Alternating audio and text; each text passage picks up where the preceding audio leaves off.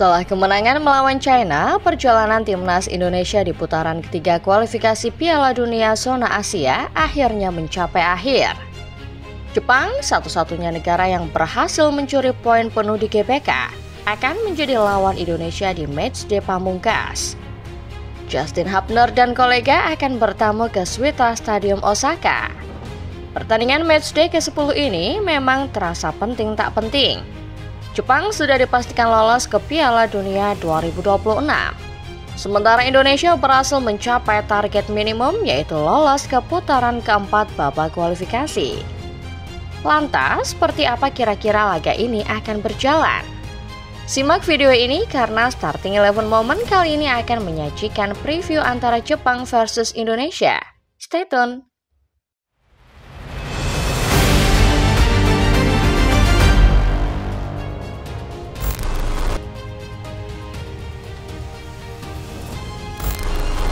Ketika fase putaran ketiga kualifikasi Piala Dunia Zona Asia berlangsung, sudah dapat dipastikan bahwa Jepang akan menjadi tim yang lolos langsung.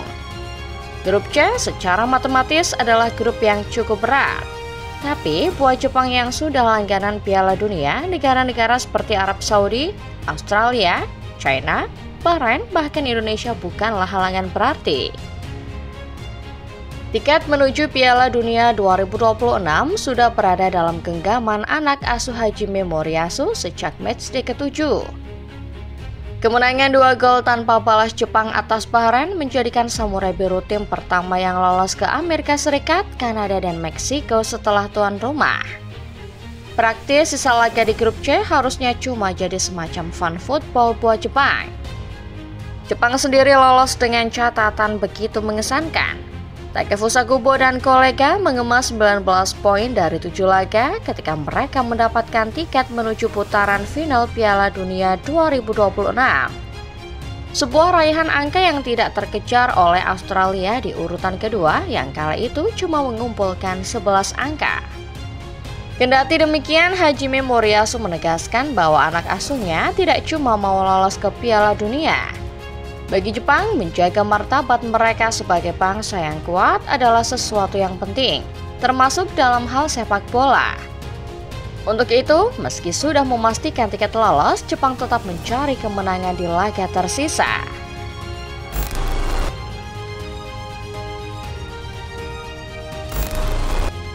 Setelah melihat daftar pemain yang dibawa Patrick Kluivert untuk laga kontra China dan Jepang, ada banyak hal menarik dari daftarnya.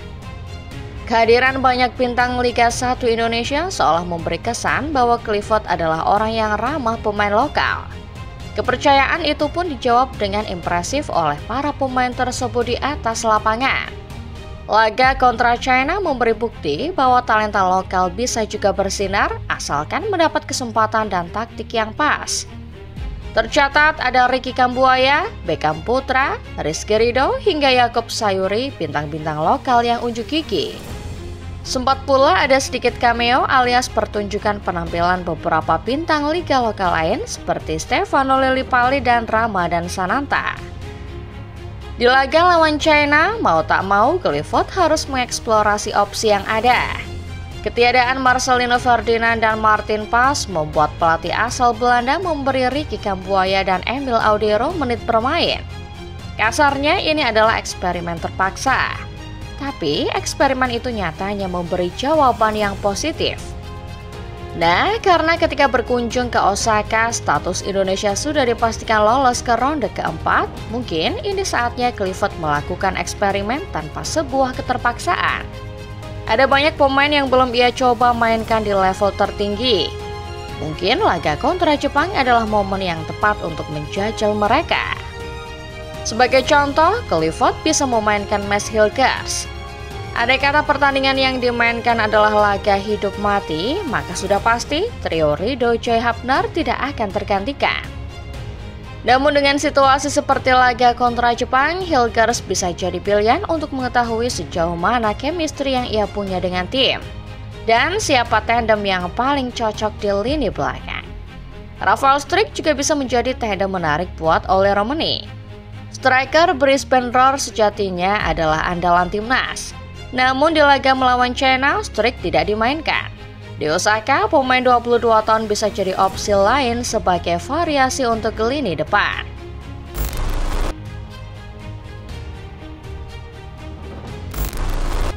Jepang mungkin mengatakan kalau mereka ingin menutup ronde ketiga dengan kemenangan. Hajime Moriyasu pun mengatakan bahwa ia dan anak asuhnya akan berusaha meraih hasil maksimal di putaran ketiga ini. Namun kalau melihat fakta, Jepang justru kelihatan leha-leha di 2 pertandingan terakhir. Hajime Moriyasu tidak mengikutsertakan beberapa pemain andalan Samurai Biru untuk laga melawan Australia dan Indonesia. Bahkan ada 7 debutan yang ikut serta dalam pasukan Jepang untuk 2 pertandingan tersebut. Bintang-bintang seperti Ayase Ueda, Kaoru Mitoma, Hiroki Ito, dan Ritsu Doan tidak turut berpartisipasi dalam 2 pertandingan ini. Ketika menghadapi Australia, statistik berpihak pada pasukan asal negeri matahari terbit. Jepang dominan dan bahkan membombardir Australia dengan 13 tembakan. Namun efektivitas Jepang sedikit dipertanyakan karena hanya ada 1 tembakan yang tepat sasaran. Hasilnya Jepang tumbang 1-0. Mundur ke pertandingan melawan Arab Saudi, Jepang juga kelihatan tidak menunjukkan semangatnya. Memang 78% penguasaan bola ada pada Jepang. 2 peluang emas juga tercipta dari kaki Kaoru Mitoma CS. Tapi pada akhirnya Jepang harus bermain imbang 1-1 melawan The Green Falcons. Australia dan Arab Saudi sudah membuktikan bahwa tim sekelas Jepang sekalipun bisa mereka buat kerepotan. Jepang mungkin sudah tidak bergairah walaupun para pemain plus Moriyasu sendiri mengatakan bahwa menang menjadi target mereka hingga akhir. Artinya ada kesempatan Indonesia menang di tanah Osaka.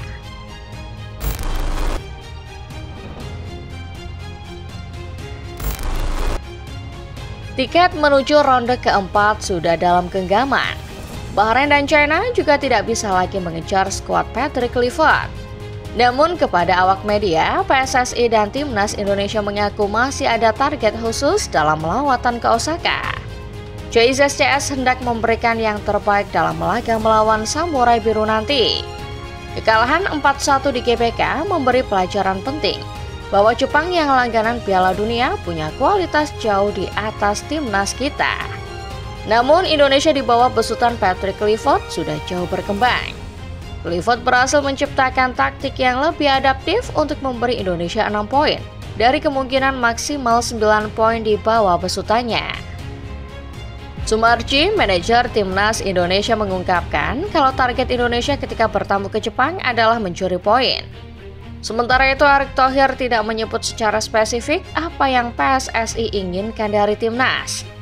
Erick cuma mengatakan kalau ia ingin hasil maksimal dari JICS.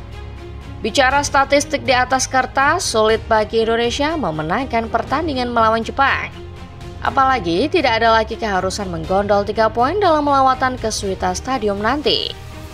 Namun, sepak bola tahun ini banyak menghadirkan kejutan. Spurs juara Europa League, Bolonya mengakhiri puasa di Coppa Italia, sampai Crystal Palace yang untuk pertama kalinya naik tahta juara. Siapa tahu giliran Indonesia yang bikin kejutan di Jepang. Jadi, kalau menurut kalian sendiri Football Lovers, apa target paling realistis buat timnas Indonesia nanti? Tulis komen kalian di bawah ya, karena Mimin mau tahu apa harapan kalian buat timnas di laga terakhir ini.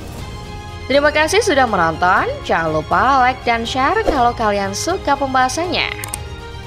Subscribe channel Starting 11 Moment dan nyalakan notifikasinya, supaya tidak ketinggalan info-info menarik seputar sepak bola lainnya.